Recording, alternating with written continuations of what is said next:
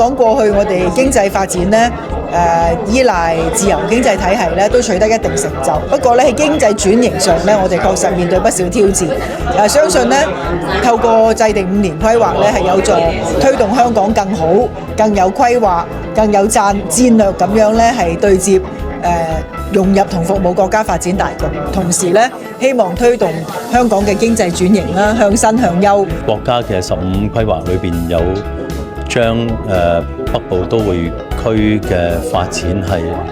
擺咗入去國家嘅，我認為係一個戰略部署。我哋香港自己嘅5年規劃多考慮北部都會區點樣去對接國家嘅要求，從而即係我哋香港都可以從中得益啦。我覺得喺教育方面咧，特別係愛國主義教育啦，因為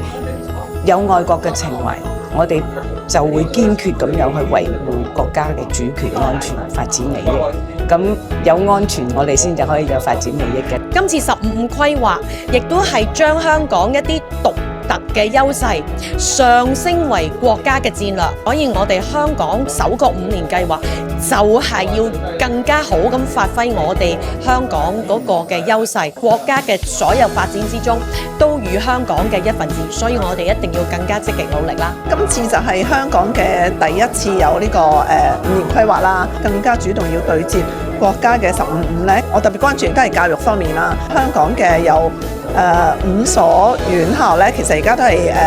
國際排名 QS 100強㗎嘛。咁我覺得留學香港呢個品牌咧，其實我哋都係可以去重點咁去發展嘅。